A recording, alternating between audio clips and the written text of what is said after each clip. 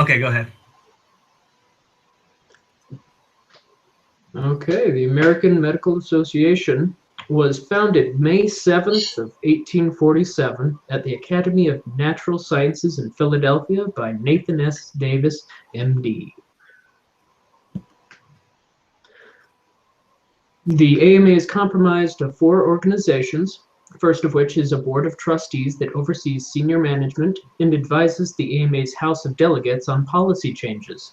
The House of Delegates consists of 500 representatives from various member organizations. They make policies and choose people to serve on the 7 AMA councils. The 7 AMA councils are made up of experts, and each council advises the board on a particular topic. Senior management consists of a CEO, COO, CSO, 10 senior VPs, 4 group VPs, and 37 VPs. These members manage various departments in the AMA. So the AMA represents, it's through a membership program, it represents physicians and patient care. The people who are eligible to become a member include medical students, residents, physicians, and group practices. The AMA is a professional organization because it's a nonprofit, and it helps enables physicians and health teams to partner with patients to achieve better public health throughout the nation. The AMA advocates on behalf of physicians and helps to change and decrease the regulations that burden them from administering productive and helpful care. It also advocates aggressively for vital issues in medicine today, including Medicare physician payment reform, expanding coverage for the uninsured and underinsured, and also improving public health. 30% approximately of all physicians, or about 228,000 physicians, belong to the AMA.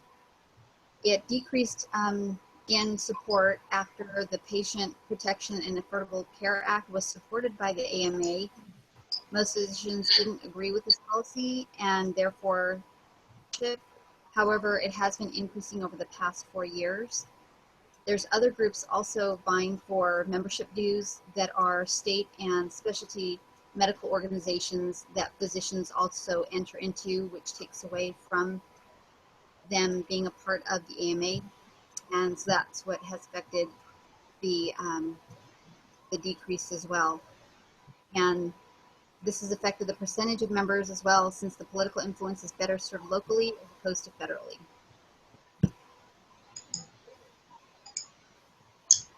The AMA support many policies. Each year they hold an annual meeting. This year they held one in June, and they began supporting the following: ABPM, which is American Board of Preventive Medicines. They also began supporting regulating dry needling, which is similar to acupuncture, telemedicine, and they began supporting or creating programs to help get rid of medicine that people no longer need. There are many policies, and most of them can be found on the AMA main webpage.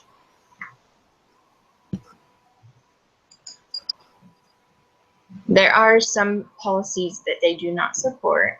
One of them is gene patenting. They oppose this because it has the potential to inhibit access to genetic testing for patients and hinder research on genetic disease. They don't support cloning of human beings. They also don't support discrimination based on an individual's genetic information. Online, they provide a few examples of this discrimination. One of the examples is listed. It's about 2 children say they carry a mutation, but unfortunately the health insurance company won't cover them, even though they will never develop the disease. This is discrimination which AMA is against.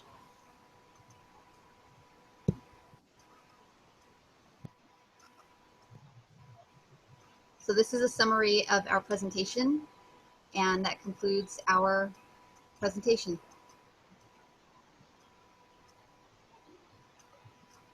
Awesome, great work, guys. That was really good job. A lot of good information. Very well presented. So as I mentioned, I was going to ask you guys each a question.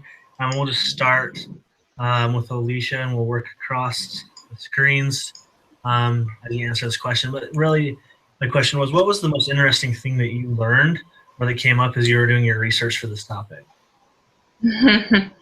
How hard it was to find it.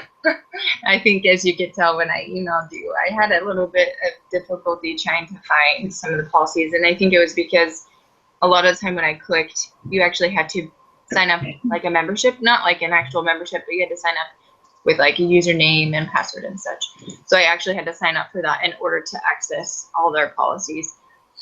But it was interesting to see how many policies came up. I couldn't just list them on like a PowerPoint because they have so many.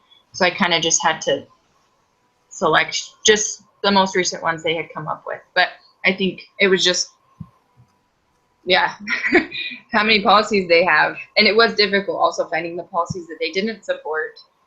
So I think it was just the whole process. So. All right, Alyssa. I was also going to say the policies, like when I read that, I just thought about how no one knows about the policies that physicians, it gives you a better idea of what physicians are about and like how they interact with their patients, because they really are caring, they really want the best for their patients. And it was just interesting to see, that relationship and what they do and don't support. So I thought that was the coolest part. Joseph. Well,